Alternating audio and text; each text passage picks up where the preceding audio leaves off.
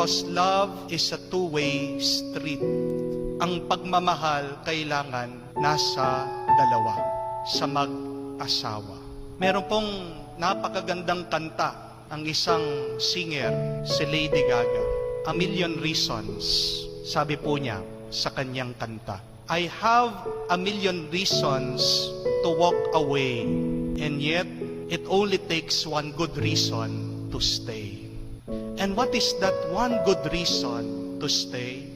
It is love. Napakarami pwedeng maging dahilan na iwanan mo ang asawa mo, but it only takes one good reason to stay with him or with her forever. Do you still love each other? Kung mahal mo pa siya, gagawin mo ang lahat para hindi kayo magkahiwalay. Second question, did you do everything to save